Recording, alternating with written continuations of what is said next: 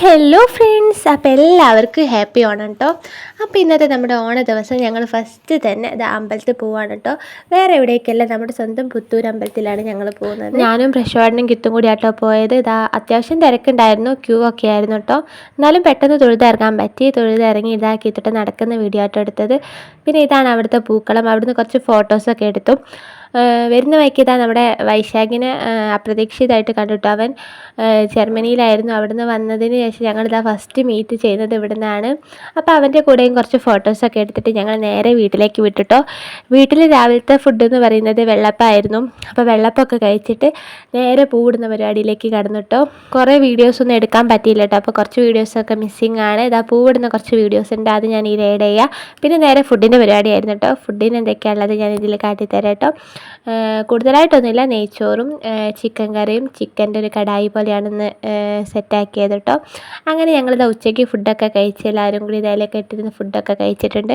അതിന് ശേഷം ഞങ്ങൾ നേരെ എൻ്റെ വീട്ടിലേക്ക് പോവാണ് കേട്ടോ. എല്ലാ ഓണത്തിനും വിഷുവിനും ഞങ്ങൾ അന്ന് വീട്ടിൽ നിന്ന് ഫുഡ് കഴിച്ചിട്ട് ഉച്ചയ്ക്ക് ശേഷം എൻ്റെ വീട്ടിലേക്ക് ഇറങ്ങാറാണ് കേട്ടോ പതിവ്. അങ്ങനെ ഇതാ ഞങ്ങൾ നേരെ ഒരു ബേക്കറിയിൽ ചെന്ന് കുറച്ച് സ്വീറ്റ്സൊക്കെ വാങ്ങിയിട്ടാണ് പോകുന്നത് കേട്ടോ.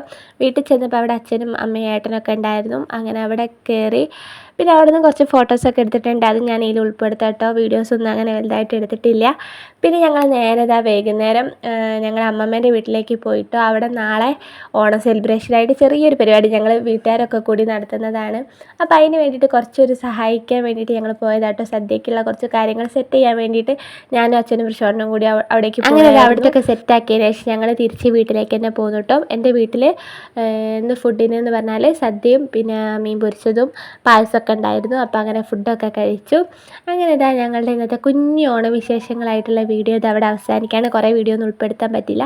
അപ്പോൾ അടുത്ത നാളത്തെ ഓണവിശേഷമായിട്ട് ഞാൻ മറ്റൊരു വീഡിയോ ആയിട്ട് വരുന്നതാണ് കേട്ടോ. അപ്പോൾ നമ്മുടെ വീഡിയോസ് കാണുന്ന എല്ലാവരും നമ്മുടെ ചാനൽ സബ്സ്ക്രൈബ് ചെയ്യണം, വീഡിയോ ലൈക്ക് ചെയ്യണം, ഷെയർ ചെയ്യണം, സപ്പോർട്ട് ചെയ്യണം, കമൻറ്റ് ചെയ്യണം കേട്ടോ.